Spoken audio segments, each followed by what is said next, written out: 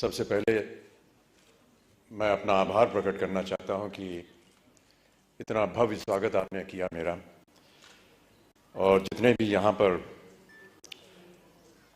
लोगों ने आकर के अपने भावनाओं को व्यक्त किया, उन्होंने बहुत सी अच्छी अच्छी बातें कही मेरे लिए। मैं अपने आप को इस लायक नहीं समझता हूँ, लेकिन उन सबको मैं अपनी ओर से अनेक अनेक धन्यवाद देता हूँ।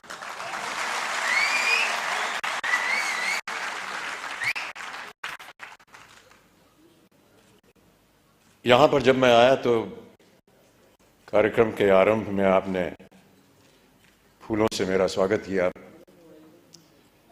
पुष्पों की माला पहनाई,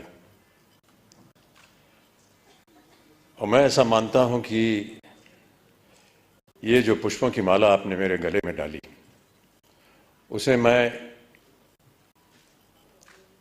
एक वरमाला के तौर पर देखता हूं। और ये जो वरमाला आपने मुझे पहनाई है, इस नाते से मैं आपके परिवार का एक सदस्य हो गया हूं।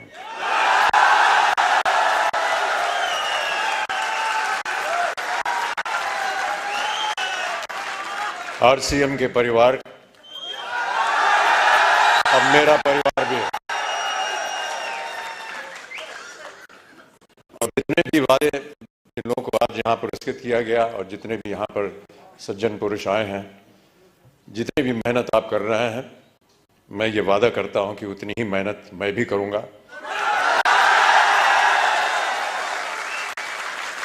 ताकि जितने भी मापदंड लगाए गए हैं, वो चाहे 2500 के हों, 1000 के हों, 2000 के हों, उन सब में मेरा योगदान रहेगा।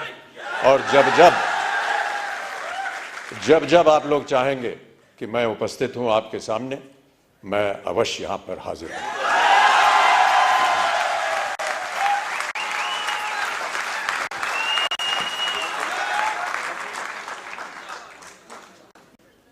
बहुत सारी भूमिका लिख करके मुझे दी गई थी यहां आने से पहले कि इन बातों को लेकर के आप बोलिएगा यहाँ की जनता को। वो कागज है मेरे पास,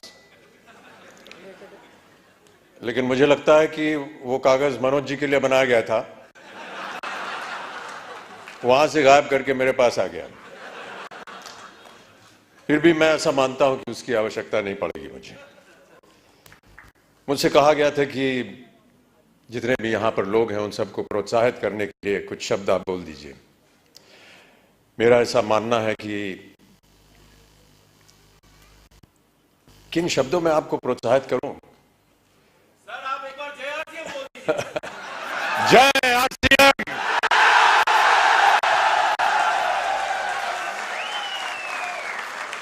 और मैं यही कहने वाला था कि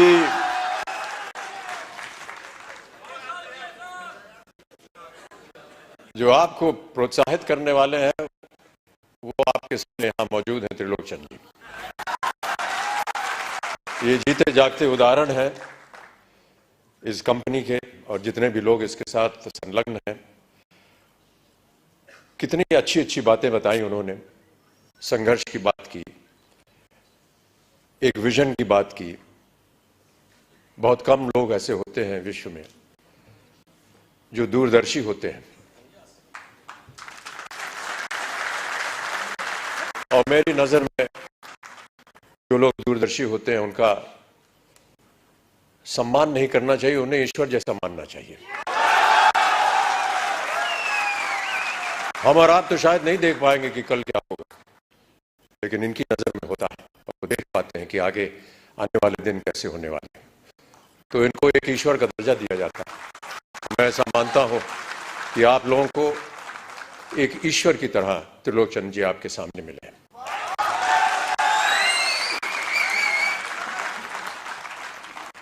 यहां आने के बाद कुछ क्षण मैं उनके साथ यहां वेटिंग रूम में बिता रहा था, और बहुत सारी बातें की हम दोनों ने। और उन्होंने बात बताई कि कुछ संकट हुए उनके जीवन में। तो संकट हम सबके जीवन में होता है, और बहुत अच्छी बात कही उन्होंने कहा कि जब तक हर एक के जीवन में कोई दुख दर्द संकट नहीं आता, तब तक हमें पता नहीं चलता कि जब अच्छाई होती तो उसका मूल्य क्या होता है। और मैं इस बात को भी मानता रहा हूं क्योंकि मेरे जीवन में भी कई ऐसे क्षण आए जहां पर मुझे संघर्ष करना पड़ा। कई बार हताश होकर के मैं पूज्य बाबूजी से, जब वो जीवित थे, तो उनके सामने जाकर के कहता था कि बाबूजी जीवन में संघर्ष बड़ा है। तो उन्होंने बहुत अच्छी बात बताई। उन्होंने कहा कि बेटा जब तक जीवन है तब तक संघर्ष है।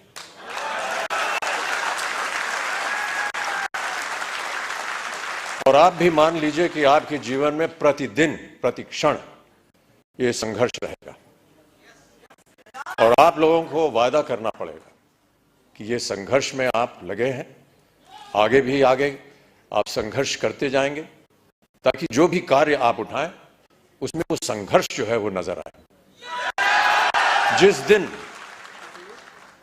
दिन लोग आपके संघर्ष को सम्मानित करेंगे उस दिन आपका पदार्थ जो है वो ऊंचाइयों पर पहुंच जाएगा।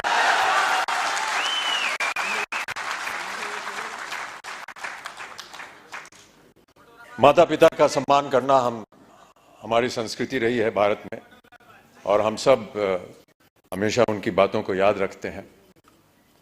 कई बार बाबूजी से पूछता था कि मेहनत करने के लिए क्या करना चाहिए। उन्होंने कहा कि काम करना चाहिए और समय से काम करना चाहिए। एक संस्कृत का श्लोक उन्होंने मुझे बताया कि सूर्योदय चास्तमय चशाइनम जहाति लक्ष्मी रवि चक्रवर्तीनम। माने ये कि सूर्य उदय होने से लेकर के और अस्त होने तक जो इंसान सोता है वो चाहे चक्रवर्ती राजा भी क्यों ना हो, उसकी धनराशि जो है वो गायब हो जाती है।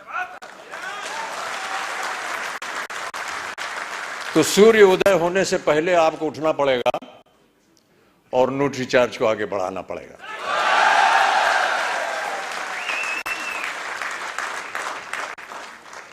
हनुमान जी की एक कथा है। हनुमान जी ने कहा था कि ईश्वर से कि हमको शिक्षा प्राप्त करनी है, ज्ञान प्राप्त करना है, क्या किया जाए, किसके पास जाए। उनसे बताया गया कि आप सूर्य के पास जाइए। सूर्य देवता जो है वो ज्ञान का भंडार है, उनके पास आप जाएंगे तो वो आपको ज्ञान दे सकेंगे। तो हनुमान जी गए सूर्य देवता के पास।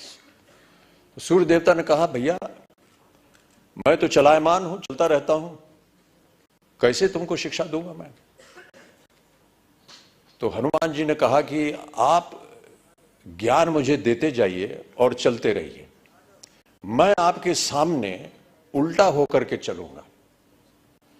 तो आप चलते रहेंगे, मैं आपके सामने उल्टा होकर के चलता रहूंगा और ज्ञान प्राप्त हो जाएगा मुझे।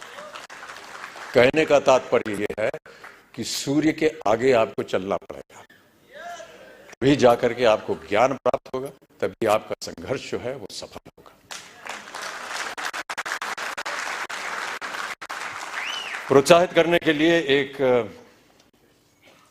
कविता की कुछ पंक्तियां हैं। इससे पहले मधुशाला की एक पंक्ति पढ़ी गई थी, क्षमा चाहता हूं उसमें थोड़ी बहुत त्रुटियां थी। जो यहां सज्जन पुरुष आए थे उसको मैं दोबारा एक बार सुनाना चाहूंगा आपको कि मदिरालय जाने को घर से, मदिरालय जाने को घर से चलता है पीने वाला, किस पथ से जाऊं असमंजस में है वो भोला भाला। अलग अलग पथ बदलाते सब, पर मैं ये बतलाता हूं कि राह पकड़ तू एक चला जल, पा जाएगा मधुशाला।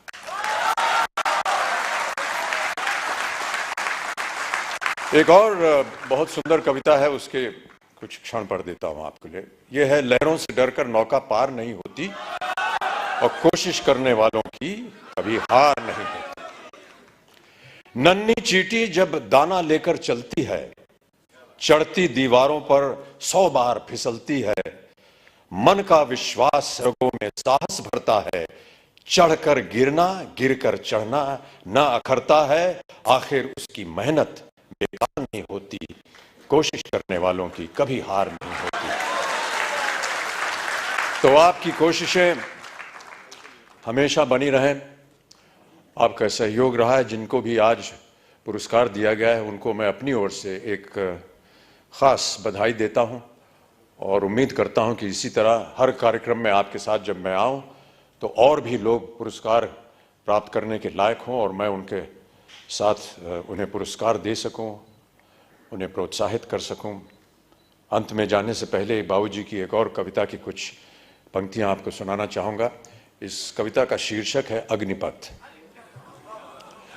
अग्निपथ बाबूजी ने लिखी थी उस जमाने में जब भारत अपनी स्वतंत्रता के लिए लड़ाई लड़ रहा था अंग्रेजों के खिलाफ।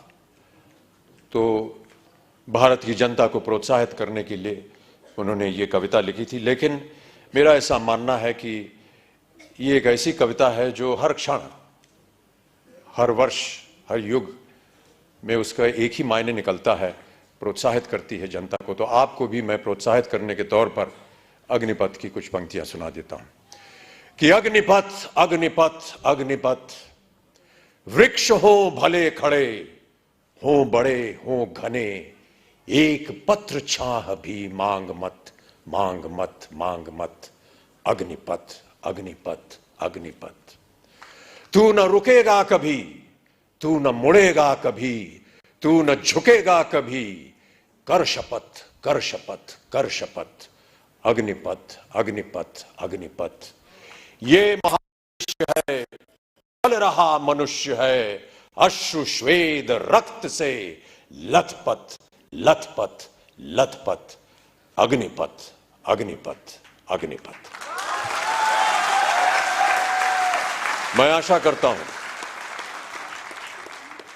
कि आप सब इस अग्निपथ को स्वीकारें और इस पथ पर चलकर अपने श्रम से, अपने कार्य से इस अग्नि परीक्षा को पार करें और आरसीएम को और न्यूट्रिचार्ज को एक ऐसी ऊंचाई पर पहुंचाएं जहां विश्व भर में इसका नाम हो।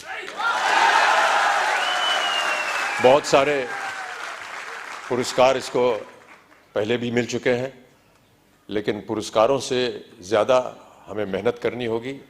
पुरस्कार मिलते रहेंगे, आते रहेंगे, लेकिन सबसे बड़ा पुरस्कार वो होता है जब आपको अपने मन के अंदर ये सांत्वना मिलती है कि हमने जो मेहनत की वो पुरस्कार के लायक थी।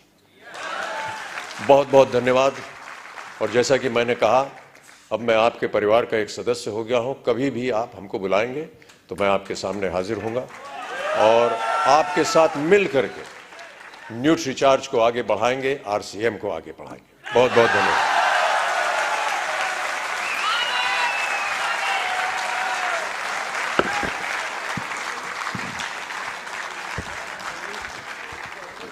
Thank you so much, sir, for those kind words and for gracing this occasion.